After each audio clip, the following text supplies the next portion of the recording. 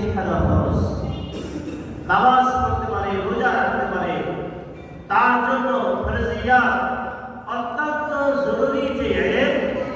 এই ইলম পর্যন্ত শিক্ষা দেওয়া প্রত্যেকটা গার্জিয়ানের জন্য যদি এই পরিমাণ দিনী ইলম তাদেরকে শিক্ষা না দেয়, তাহলে অভিভাবক যারা, গার্জিয়ান যারা আছে,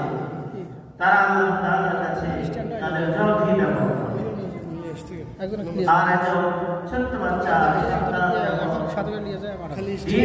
শিক্ষা করবে, কমপক্ষে সহি শুদ্ধভাবে কোরআন কারীম পড়া শিখবে। আশা করা যায় এই সন্তান যদি আর মাদ্রাসার লাইনে না থাকে, যেটাতে শিক্ষা শিখতে হবে, বড় বড় ডাক্তার হবে, ইঞ্জিনিয়ার হবে, আর অনেক বড় বড় পদের অধিকারী হবে, কিন্তু এই সন্তানটা কোরআন নির্দেশে হবে না, ইসলাম নির্দেশে হবে না, এই সন্তানটা নাস্তিক হবে না। আর যদি কারো কর্ণপুরে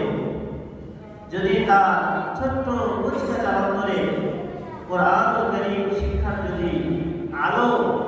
শিক্ষা যদি না দেওয়া হয়, আর যদি এই সন্তান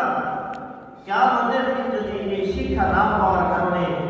আল্লাহ তাআলার কাছে যদি সে আটকে যায়, তাহলে সে একাই যাবে না, বরং সে তার পিতামাতা